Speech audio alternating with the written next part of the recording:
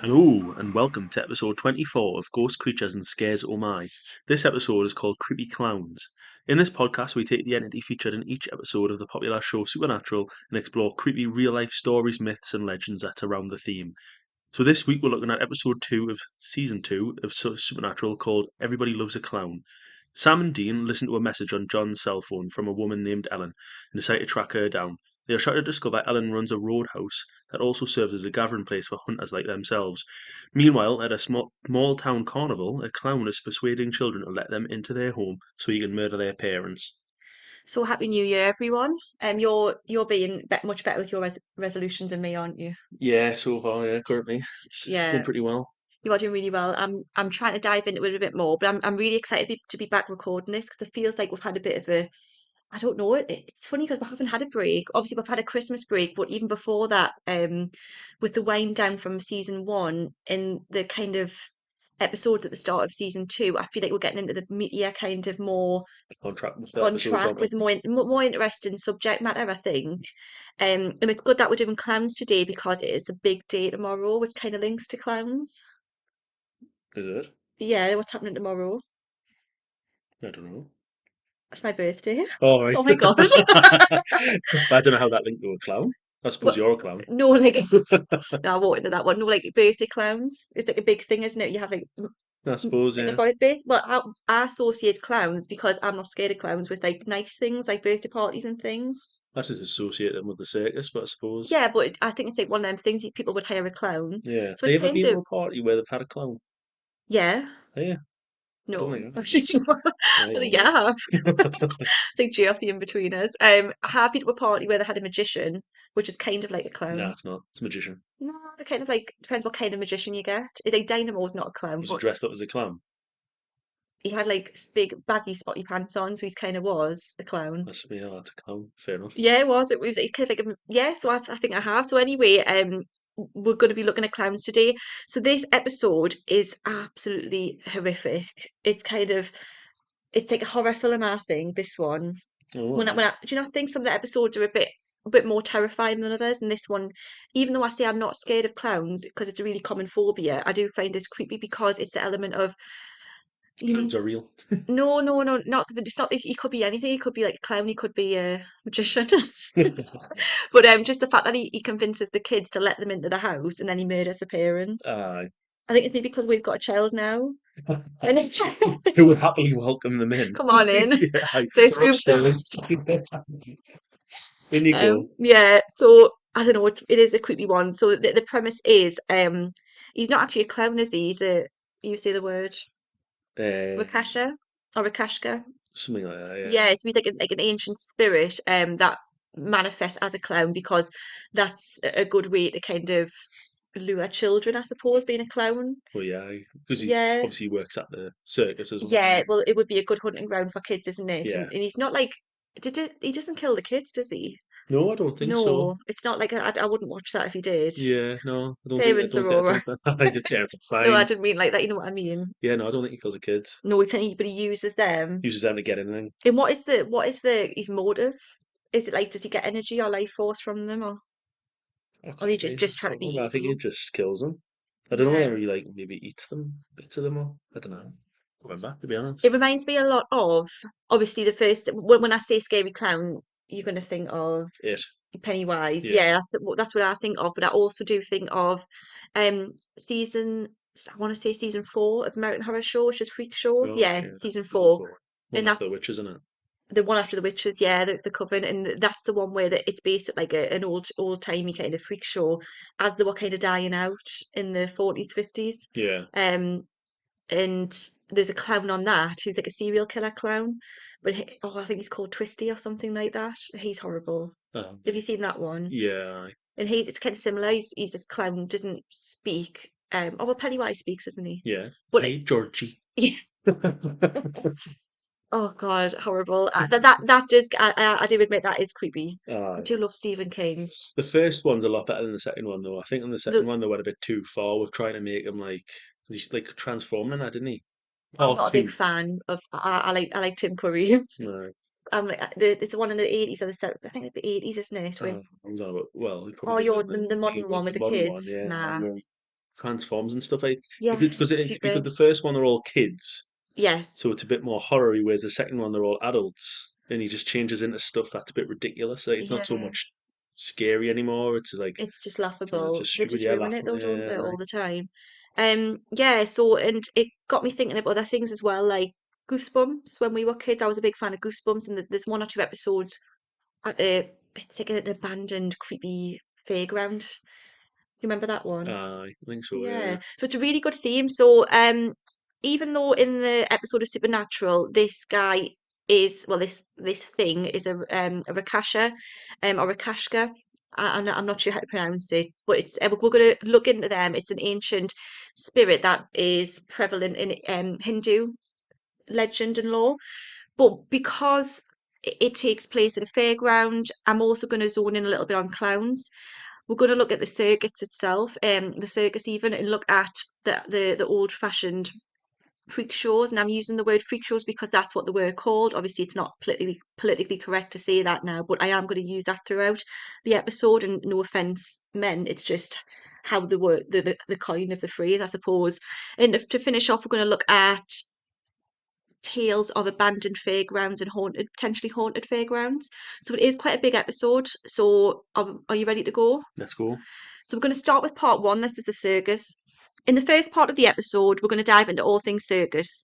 We'll explore the dark history of so-called freak shows and how people were ruthlessly exploited, as well as a look at clowns and why they continue to be such an unsettling character for many people. To get started, we'll take a look at old-fashioned freak shows and the dark side of the travelling carnivals of the past. So yeah, we're going to dive in. So when I say freak show, carnivals, fairground, old-timey circuses, what kind of things spring to mind? Freak shows, old time carnivals, And traveling clowns. circuses, Yeah, I fully magicians. imagine. Yeah, but what do you think of films? Anything, any references that pop into your head? Loads of films really in it. Yeah. So we've got like Five Nights at Freddy's is all in that Yeah, circus, I'm pretty I sure. don't know that. I think it is. Could be wrong. Hmm. There's that one with Nicolas Cage. That newest. I've not watched it actually. I love Nicolas Cage, You're but missing I've the not watched biggest it. one. Um, Du-du-du-du-du-du. I don't know what that is. Greatest Showman. Oh yeah, I'm missing the biggest one. Am I? Well, Nah, I don't think I am. I'm not a huge fan of The Greatest Showman at all. I do know someone who is, though. Yeah, I do. Will not name Will him, not name it. name and shame. But it's a good film, I suppose. It's about P.T. Barnum, I think. I'm sure it is, but it's really romanticized in that film, and he was a really, really not a good person. Um, so we're gonna look at some. We're gonna have it. We start with actually the Ringling Brothers. I think I'm saying this right. So it's similar to P.T. Barnum, kind of the travelling circus, and this is a writer called Erin Kelly who I've taken this from. So at the turn of the 20th century, many people who were born with unusual conditions joined so-called freak shows in order to make a living. Horrifically, though, some were actually forced into it. On May 19th, 1884, the Ringling Bros Circus officially opened for business, capitalising on the extreme to earn a profit. And it worked. For many years, the most popular component of the circus was the freak show. Of course, the Ringling Brothers were far from the only circus to offer a freak show to curious audiences across America, but it was one of the most famous, alongside Barnum and Bailey Circus, and the two circuses would eventually emerge even in 1919. So many of the people featured in that freak show became some of the most famous circus performers in the country. But despite the splendour of circuses in the late 19th and early 20th centuries, there's no question that these shows had a dark side. Some of the performers had been kidnapped and were forced to go on stage against their will. Others were mistreated by abusive staff members or by people in the audience who did not see the performers as real people. That said, there were some performers who were widely accepted and well paid by the circus staff. In fact, some made so much money that they out earned everyone in the audience and even their own promoters. Perhaps most surprisingly, the performers were not always born different. Sometimes they were manufactured. As Clyde Ingalls, the manager of the Ringling Bros and Barnum and Bailey sideshow in the 1930s, once said, "Freaks are what you make them. Take any peculiar looking person, play up that peculiarity, and add a good spiel, and you have a great attraction." So some of these people were born with disfigurements, learning difficulties, disabilities. But a lot of these people were just quite striking, unusual looking people. Hmm. Um, and they would do things to really amp that up. So they might shave people's heads, they might paint people's face in a certain way, or there was one person, like woman, who had tattoos like everywhere, or piercings. So Yeah. some of them were like manufactured.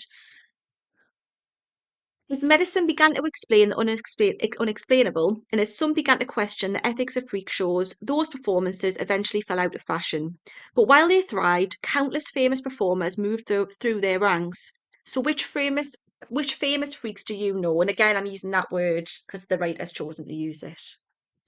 Well, the bearded lady. Yes. hmm the strong man. Yeah. But that was just, I mean, Technically, I mean, he did lift a lot, like, to be it's a fair. freak of nature. It's just someone that's different, really. It's not Yeah. it's not using it's not appropriate word, but Um, and then you had like the going off American Horror Story. You had the guy with the lobster he was claws. real. Was he? Yeah, Yeah. yes. A lot of the ones on there were based on real. So we're going to find out. So I thought it might be quite interesting um, to run through some of the most famous performers from these traveling freak shows. hmm So we'll start off with the bearded lady. So one of history's most recognised freak show performers, Annie Jones, was born in 1865 with her chin already covered in hair. It's still unknown what caused her facial hair. It was most likely a condition that leads to coarse hairs in females in a male-like distribution. She began her career at age 1 when she was featured at P.T. Barnum's American Museum. After a successful stint at the museum, Barnum offered Jones' parents a 3-year contract for the girl at $150 per week.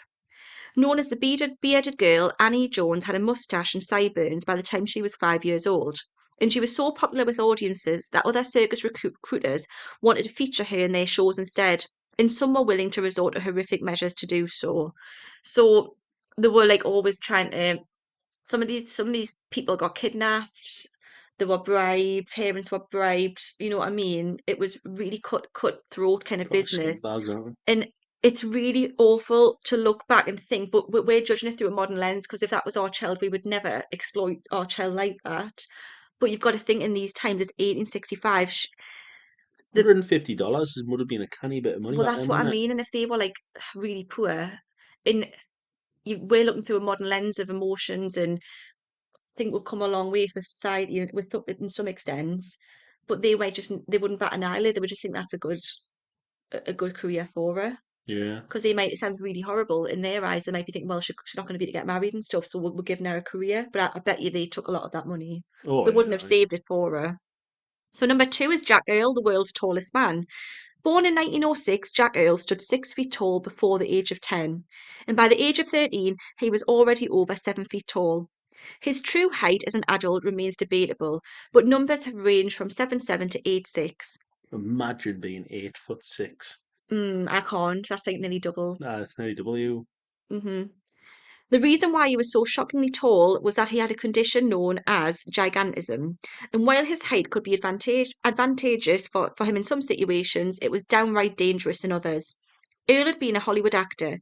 He'd appeared in films like Hansel and Gretel and Jack and the Beanstalk. I wonder who he played Jack and the Beanstalk. Two guesses. But I just need one. Before a fall from scaffolding led to major injuries, causing his retirement from the movie industry. So yeah, if you have a fall, maybe coming from a higher height, it's going to be What would be worse? The in bigger you are, the harder you fall. And isn't it now? I could be like causing talking rubbish here, but isn't it like the bigger you are, But they don't live long because the yeah. heart can't sustain I was it? going to say his heart wouldn't have been able to pump the blood around his Yeah, body. something like I'm sure they don't live I'm like pretty past sure because as 50. well, you're not supposed to be that big. No, no. Like, because obviously his was because of a condition Mhm. that caused him to get taller, so he would live less because I'm pretty sure he's the organs and stuff don't grow to the Mhm. level. Whereas somebody who's naturally supposed to have been like, if it wasn't because of a condition and you're naturally Mhm. supposed to, I think obviously your organs and stuff grow to that size. Okay. So number 3, the four-legged girl. Born in 1868, Myrtle Corbin entered the freak show circuit at the age of 13, and she was billed as the four-legged girl from Texas. Due to a condition known as dippicus, Corbin had been born with 2 separate pelvises situated side by side. With each pelvis, she also had 2 sets of legs. One set was average size, while the other was small. The 2 smaller legs were side by side, flanked on either side by the longer legs. Um, so I'm imagining like the long legs standing up, but in the middle, these Yeah, two other and pair of two. like stunted legs. So yeah, but that was quite painful, do you That would think? have been, yeah, Yeah. definitely, yeah. And I can imagine them as soon as she was born, that would be, Well, surely that would have pushed our two longer legs out to the side of it as well. yeah, I can imagine her being quite uncomfortable. Would you And be able to walk with that? oh, I don't know. Depends She how might not have been, far you out it would have know. pushed She them, might not. yeah. She might have been kind of maybe had to crawl or something. Yeah. They wouldn't have let her use a wheelchair because that's so they really degraded these people, didn't they? You know. Hmm. It's really awful. Like, and I know we're kind of just flicking through these people, and it's kind of remember we have to remember that these were real people, and we don't know their opinions. So it's not really. I don't want to sit here and say, oh, they wouldn't want to do this because there would have been some performers who were making a good living and that they were happy to do that. Yeah. But I do think a lot of them were exploited. Hmm. So to move on, number four, Jojo the wolf-faced boy. Born in 1868, Giorgio, the dog-faced boy, was a famed freak show performer from Russia, brought to the US age 16 by P.T. Barnum. He was born with hereditary hypertrichosis, aka werewolf syndrome, which causes an excessive amount of hair growth over the entire body. While advertising as a dog-faced boy, P.T. Barnum claimed that Giorgio and his father, who had the same condition, had been captured by a hunter while living in a cave in the forest. So they made up these like ridiculous stories to go with them. And I've seen pictures of these two. They really were healthy. They just had excessive hair, but it was all over the face. Right. Have you not seen a picture? I think it does ring a bell, I'll but have to show you yeah. later. And number five, Siamese twins, which we don't refer to them as that, would be conjoined twins. I'm using these terminology because that's what they were called historically. Um, in 1829, a Scottish merchant named Robert Hunter saw an unusual sight in the water whilst visiting the kingdom of Siam, which is now known as Thailand. Two boys, conjoined at the sternum, were taking a swim together. The boys, who were named Chang and Eng Bunker, had been born in 1811 in a small town near Bangkok. They were considered medical marvels, especially since they had completely separate bodies save for a small 4-inch bridge of flesh that connected them. Yeah, a lot of the time now they try and separate conjoined twins, but it's really It's dangerous, dangerous. yeah, depending on Yeah, what stuff, where stuff is, isn't it? they would be okay to get nowadays because But if it was just a tiny bit of a 4-inch skin, bridge of skin, yeah, yeah. with some of them have got like joint hearts and also. Yeah. Number six, Pinheads. One of the most prolific freak show performers, Schlitzie appeared in the most famous circuses of the 20th centuries, including Dawbridge International Circus, Ringling Brothers, and Barnum and Bailey Circus, and the Tom Mix Circus. He was born around 1901 with a condition called microcephaly. Microcephaly. This condition causes a small brain, a skull, and a head, as well as an underdeveloped body. Schlitzie, whose real name may have been Simon Metz, spent his early life in foster homes before landing in the circus. Therefore, Schlitzie charmed his fellow performers with his childlike innocence. He had the mental capacity of a 3 or 4 year old, and he could only speak in short sentences and phrases. So he sounds like he's been like a toddler, stunted, really. Yeah, But really sad, really, really sad, because he would not have consented to this. yeah, He's been exploited so definitely. badly.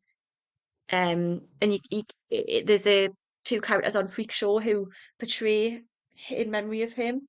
You know which ones I'm talking Yeah. about, with it, they've got the little buns on the top of their heads and things. Ah, yeah. We're going to move on. So, um, traveling carnivals and circuses evolved over time and began to move away from cruel and outdated freak shows.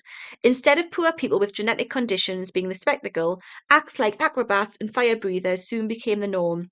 However, if you hear the word circuses, most people would think of one act in particular, and that is the clown. So this is where we're heading next. We're going to zone in on the figure of the clown.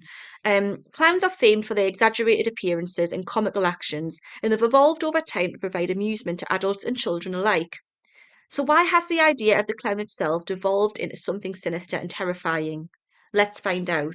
What are you trying to do with those that makeup? Yeah, predictions before I go into it. Makeup, The yeah. makeup. What Plus about the makeup? the white, completely white, the red hair, the red cheeks, the big red Yeah, nose. you could see that, but you wouldn't be terrified if you saw a man or a woman with excessive makeup. Like, a lot of the drag queens that, like, Yeah, but it's when I it's all watch put, RuPaul it's and when it's all things. put together in it, and it's sort of made to like, it's made to give off a creepy smile, really. So it's necessarily the excessive makeup as No, such, it's it's the the way, act, yeah. the way they act. Aye. Like, But plus, like, yeah, I mean, put like the massive like the Joker. smile and stuff in it, yeah. Okay, interesting. So clowns, they have been called tricksters and jesters as well. We've all seen them in the circus, on the street, at children's birthdays, and hospitals. Besides providing excellent entertainment, clowns are an important figure due to the influence they have on us. Amazingly, they bring us far more than just laughter. Instead, they trigger a whole range of emotions: joyful amazement, sadness, sometimes even irrational fear. This is a brief look into their history and mythology. Clowns are mentioned in the history books going back thousands of years.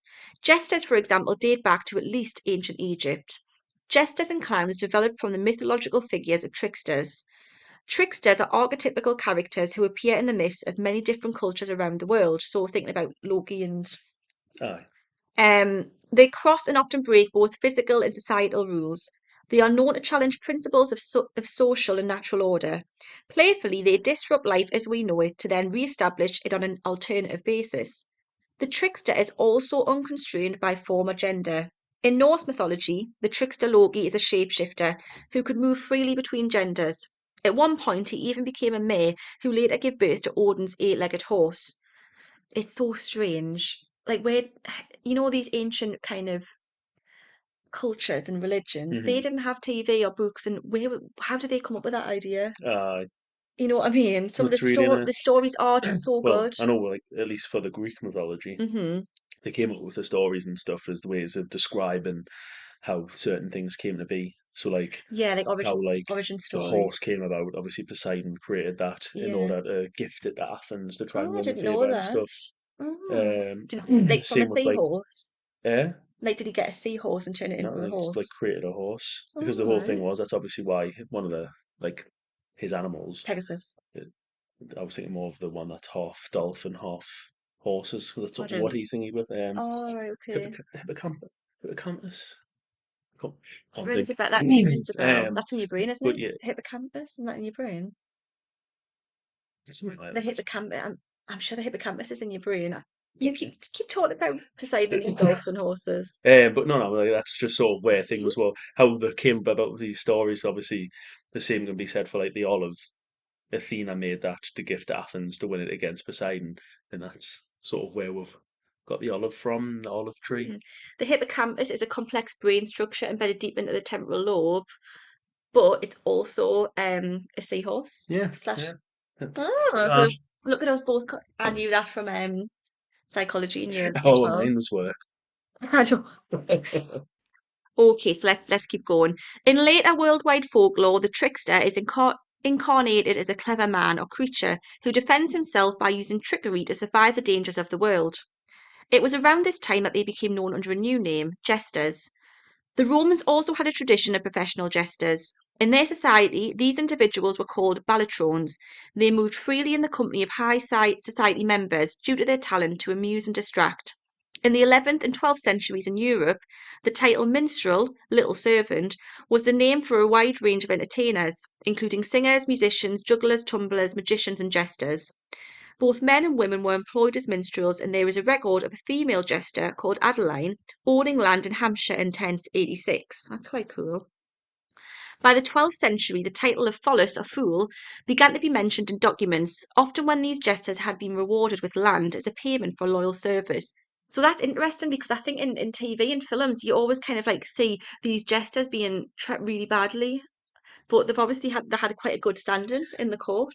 I will always mixed in with like the high They society did, and but stuff. the what at the whims of Like, the king's, oh yeah, like you know. if you don't appease the king, you'll be killed. I suppose that's the same to be said for a lot of people. Yeah, Really. yeah, but I like how the women could make a name for themselves in that Yeah. in a time when women didn't have much power. That's really interesting. The jesters in China seem to have been celebrities as well. In some biographies and historical texts, it is mentioned that the jokes of jesters were passed around among ordinary people and that everyone was quite dazzled by them. One such Chinese jester recorded in history was Dong Fang Shu, court jester to Emperor Wu during the Han Dynasty. An individual court jester in Europe could emerge from a wide range of backgrounds. A university dropout, a monk thrown out of a priory. That's a good backstory. Aye. Too funny for the oh no, I have it. Oh no, what's a monastery? All Gosh, right. the word had gone from my head there.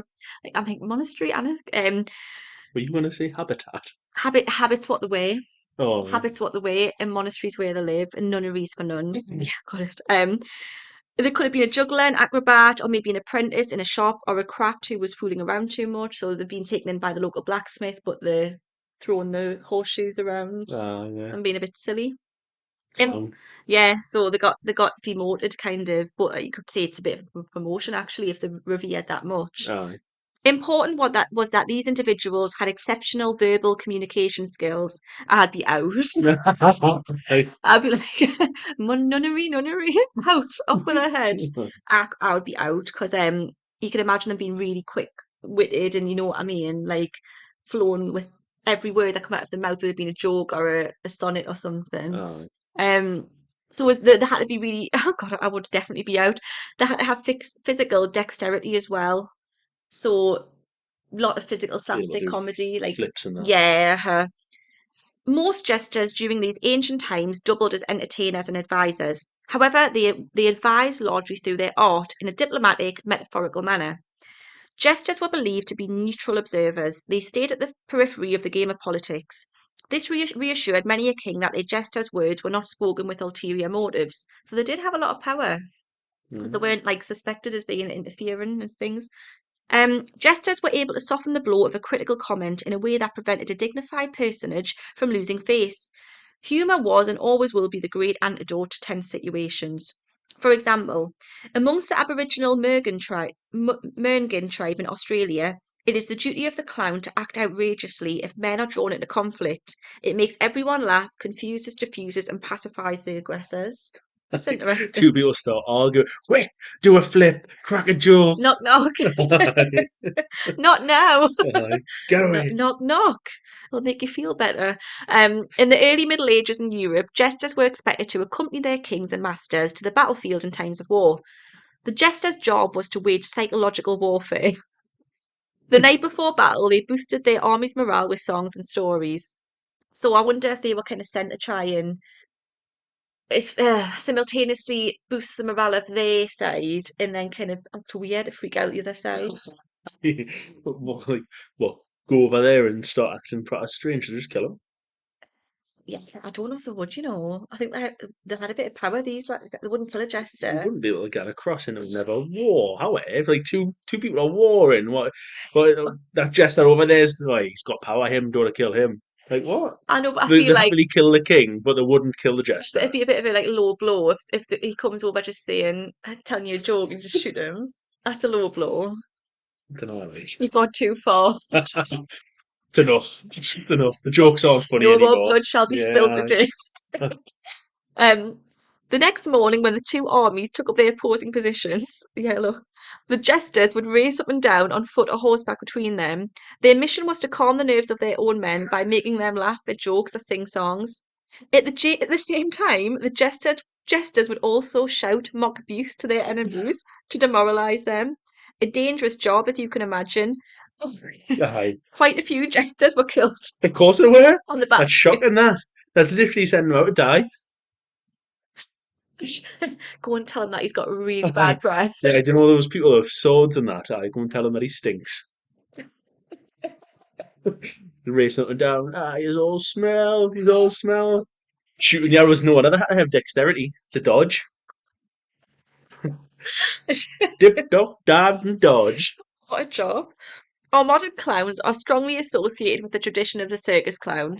This developed out of earlier comedic roles in theatre comedy shows during the 19th to mid 20th centuries. Then, as well as today, many circus clowns have become well known. Many are still a key circus act. The first mainstream clown role was portrayed by Joseph Grimaldi from 1778 to 1837. He also created the traditional white face makeup design. In the early 20th century, with the disappearance of the rustic simpleton or village idiot character of everyday experience, North American circuses developed characters such as the tramp or the hobo. So examples, and the first thing that I think of when I think of the tramp is Charlie Chaplin Mm. and his depiction, early silent movies. Yeah. Examples include Charlie Chaplin's The Tramp from 1914, Emmett Kelly's Weary Willie, based on the hobos of the Depression era. In the 1980s, give rise to the evil clown character. So Like be it, yeah, Yeah, Stephen that's King. when it started to come into play. Often, children are afraid of clowns, and many adults are well known to have the clown phobia. Authors like Stephen King began to explore this phenomenon in their stories. In our time, researchers have explored as to where the fear of modern day colourful clowns under their white masks and large red noses comes from. So you think it's to do with the makeup and the way they act? Yeah, well, yeah, That mainly would like make sense. makeup and how the thingy like, don't know, the eyes. No, makeup around the eyes, and I Hmm. suppose They maybe. conclude it's actually, yeah, which is what you've said, the de-individualization is a major factor, a state in which one's identity is hidden. Yeah. So that the identity is totally hidden. There could be anyone under there, and that is scary. For example, during Mardi Gras, a costume party, or if you're online in an anonymous chat room, you and everyone else are de-individuated too. Hmm. So it happens loads of times, really. But why? So why is it that it's the clown? You know what I mean? Well, what is so scary? Because there's loads of times when people's identity are hidden. If you were watching, I'm just thinking of Gossip Girl. It's the first thing that comes into my head when they have these fancy um masquerade balls. You wouldn't be scared of someone wearing a mask then. Ah, yeah. Well, Masquerade Ball, it's just like just the massive So sort of it's not across the face. it's It not the lack is. of identity, Yeah, it's the lack of it's got to be. humanity, I It's think. got to be the makeup. It's like the full thing put together, really, isn't it? Yeah. Do you not think it's the lack, like what I say there, it's the lack of humanity, the bit they become unhuman and therefore unpredictable and wild Aye, and like they could be like an animal, they're no longer rational people. I think that's it, isn't it? aye. I'd imagine the amount of people who were scared of clowns probably went through the roof when Stephen King started making films Mm, and that. yeah, Like, that's what I mean. I think a lot. I'm not gonna lie. Can I be really honest? If I meet someone and they say they're scared of clowns and dolls, I'm like, okay, I bet you don't like chocolate either. Do you know what I mean? Some people I think just say things. I think a lot of people are probably scared of clowns. These are the people who like Ed Sheeran, the people who oh I've heard that. I'm gonna do that. Do you not think Nah. I do? My fear is really like really original. No one's scared of what I'm scared of. Well, Spiders. yeah. What a hypocrite I Aye, and am. aye. What a What a hypocrite. big fat hypocrite. But no, I do stick by that. I think a lot of the time, some people, not everyone, just say, "Oh, I'm scared of Why clowns." would people want to be scared of clowns? Something to say, isn't it? Fill the It's not a popular thing, silence. isn't it? Being scared of clowns makes it popular. I don't know. Give it just, I'll try it. Um, so as in the days of old, clowns still they still signify joy though overall, but also pain, sadness, and humour under the guise of humour. So it's called coulrophobia, and apparently this is American though, 5% of the American population are scared of clowns, which actually is a lot. If you're thinking of There's a lot America. more clowns in America, Hmm. and I bet there's a few killer clowns. Ooh, did you just read the next bit? No? Oh my God, that was such a good. I'm going to go through a killer Oh, clown. nice, nice. Before we dive into the most famous killer clown, because when I hear the word clown, because I'm a true crime junkie, I think of John Wayne Gacy straight Yeah, away. So John Wayne Gacy, I would just do this really quick because we're not a true crime podcast, but he was born in March 1942 in Chicago, Illinois. He died May the 10th, 1994 in Statesville, Illinois. I think he was lethal injection or electric chair. He was definitely executed, I think. Think he not was. sure, You know possibly. what? I just don't know. Electric chair would be I mine. think he was, but if I'm wrong, I'm wrong.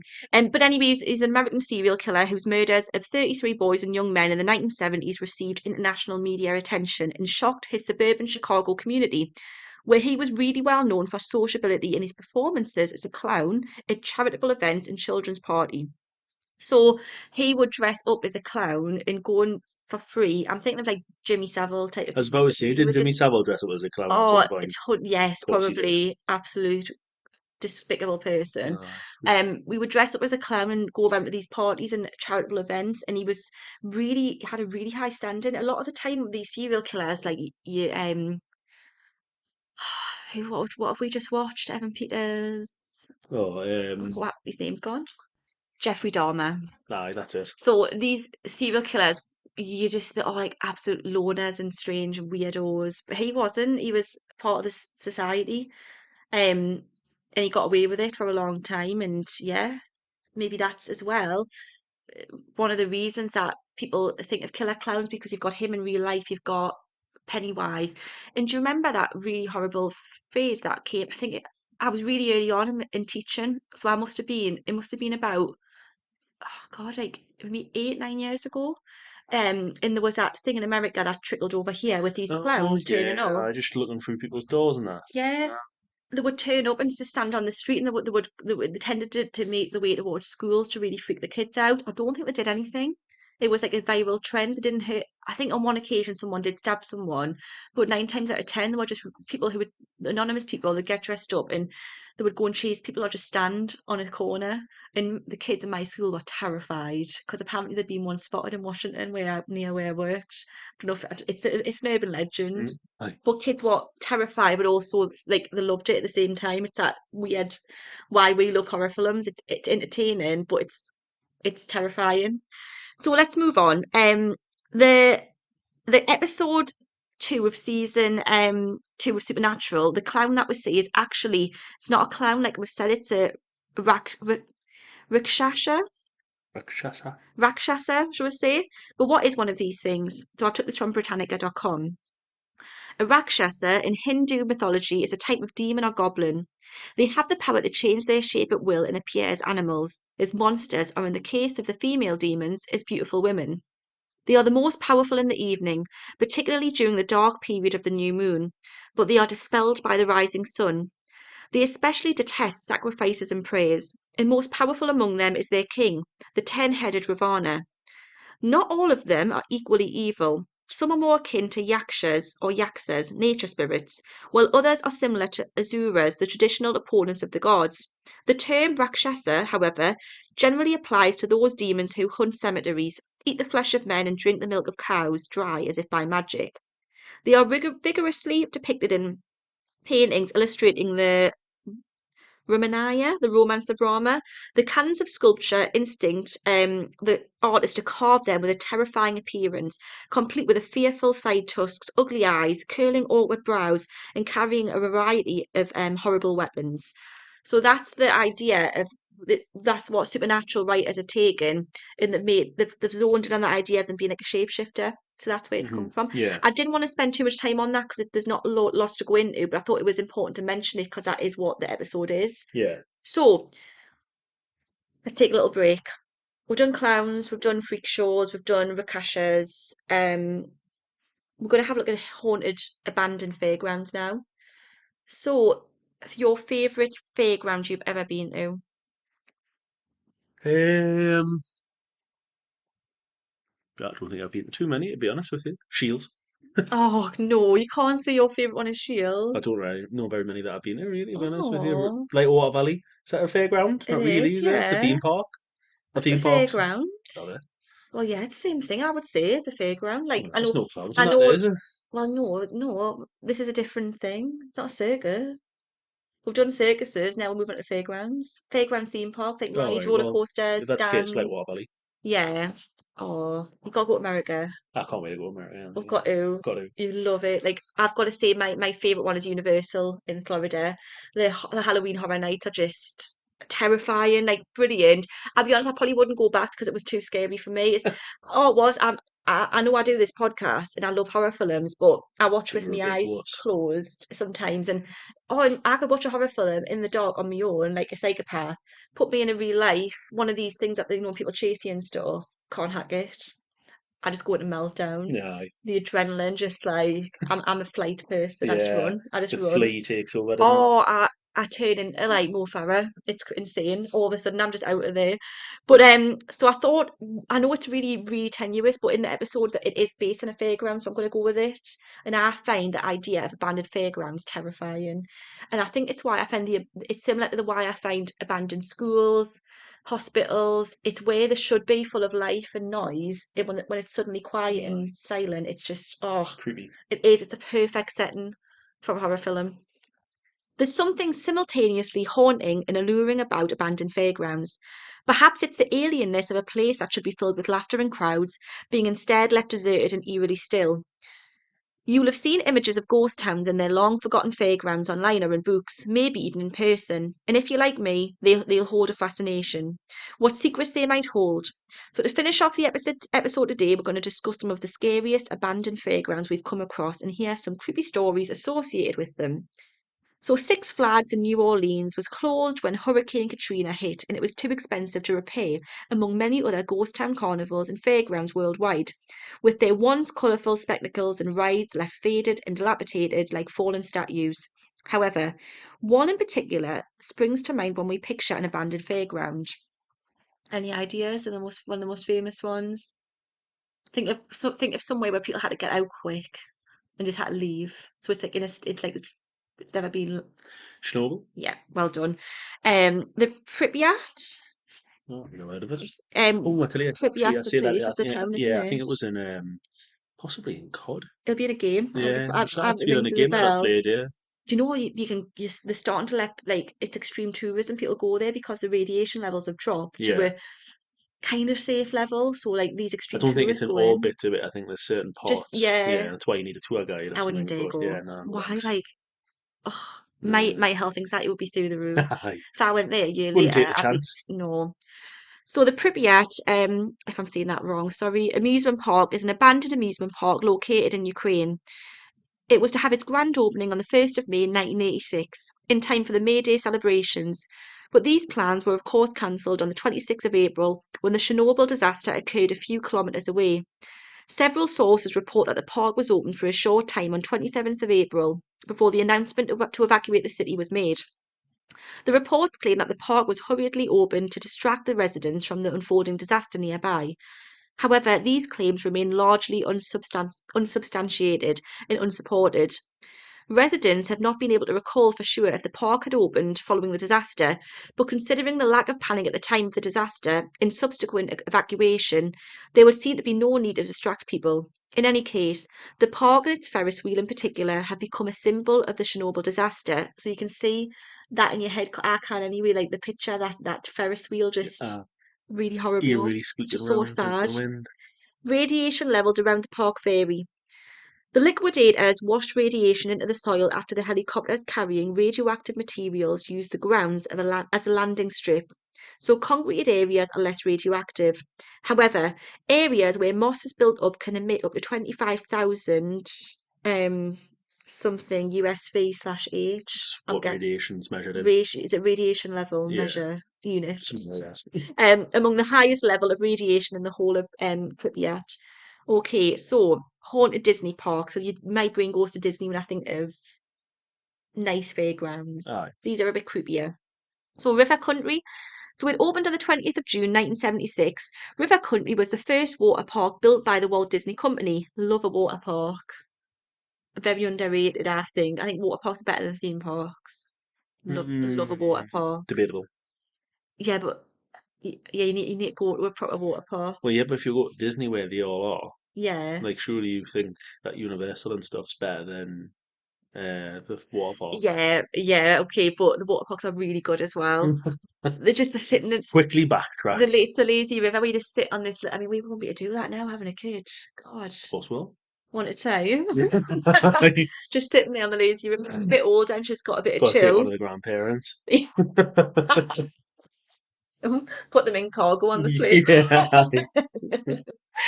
Um, River Country was themed as an old-fashioned watering hole, and while it was only a tiny water park, it was praised for its unique design. The park used a sophisticated filtering system that pumped water from the lake into the water slides, emptying into the sand-bottomed park's central swimming hole, Bay Cove. The park was separated from the lake by a rubber wall, which was slightly less inflated from the surface of Bay Lake, allowing any excess water to fall back into the lake. In September 2001, the park closed at the end of the season as it usually did. However, it did not reopen in 2002, with rumours circulating that it was undergoing renovations. On the 20th of January 2005, it was officially announced that the park would remain closed permanently, but they offered no statement why it was closed. It likely had something to do with the three reported deaths of guests visiting River Country, so three people were reported to have died there. So the first death occurred in August 1980. An 11-year-old girl died after contracting a rare infection caused by an amoeba found in Florida freshwater. That's awful. Mhm. The microscopic organism had somehow passed through the park's filtration and swam up the boy's nose as he was swimming. It attacked his brain and nervous system, and he died shortly after. That is Christ. so Ah, tragic, it is. so unlucky. Disney was not found responsible for the death, but the park remained open for the rest of that summer. However, 2 years later, in 1982, there was a second tragedy. A 14-year-old boy drowned after dropping into the lake at the end of the Wobbin Holler slide. The boy's family took action and successfully sued the company for failing to put up signs saying how deep the water was. It was also reported in court that dozens of visitors to the park had to be rescued daily from the pool at the bottom of the slide. The family was awarded $375,000, but the park's management did not learn from the tragedy because in 1989, another teenager, this time a boy who was 13 from Florida, also drowned at the park. The boy had been visiting with classmates and somehow went under in the large pool without any nearby lifeguards noticing. While these deaths no doubt contributed to the eventual closure of River Country, the park still remained open for another decade. Eventually, it was actually the declining visitor rates and loss in tourist numbers after the 11th of September terrorist attacks. I was just thinking that because it said September 2001, and I was thinking, does it link to that? But how would it? Aye. But it says that there was new tighter regulations surrounding bodies of water, led to the closure of the water park, but also because of 9/11, a lot of people were terrified to get on planes. Aye. Loads of people from the Well, you can UK imagine. stopped going over to America, and people internally in America stopped traveling. So yeah, so it's actually that's what caused it to be left to abandon and crumble. Um, not and it should have been the deaths of the three kids, like Aye. would have, or at least made them put changes in. But yeah, apparently it's still haunted to this day. People try and break in, and there's loads of creepypastas online, where people who've broken in, allegedly broken in, and it's still made up. But they've come across there's a really famous creepypasta. You'll know it if you just Google Disney haunted Disney creepypasta, and it's this person who breaks in with a film camera, but a bit like the catacombs kind of person, and he goes under like to where the staff are, and apparently all the mascots, the people who dress up as Disney, Yeah. they're actually not real people. They're like monsters, and they take off the heads at the end of the night and like try and they eat any tourists who get locked in after them. And it's quite creepy, but it's ridiculous. Aye. Okay, last one. Discovery Island, marked on the official map of Disney World as a blank green mass in the middle of Bay Lake in Orlando, Florida, is a mysteriously labeled island. No guests or even Disney World employees are allowed to enter. This unmarked island was once another Disney amusement park called Discovery Island that closed without explanation in 1999. Discovery Island was first opened in 1974 under Treasure Island's original name. The island was a pirate themed and inspired by the 1950 film by Disney, Treasure Island. The island itself was intended to be a retreat for exploration and relaxation. It included wrecks of pirate ships, Ben Gunn's fort, the Benbow Inn, lakes, waterfalls, and nature to enjoy. In 1974, a wide variety of tropical birds were added to the island. Discovery Island was never particularly popular. It had poor attendance, which, along with the opening of Disney's Animal Kingdom in 1998, ultimately led to its demise. Discovery Island permanently closed for good on the 8th of April 1999. There was some discussion about redeveloping the island. Plans for the island range from a romantic honeymooners couples retreat to a video game tie-in with the 1993 game Myst. You heard of that? No, I haven't actually. Despite any grand plans of the island remains desert. Despite the grand plans, sorry, the island just remains deserted to this day. A few years ago, a YouTuber named Matt Sonswer stuck into the island to capture some fantastic footage of the park in ruins. So this footage was likely a direct inspiration for the abandoned by Disney urban legend that you can. That's so. If you're going to Google it, it's abandoned by Disney urban legend on creepypasta.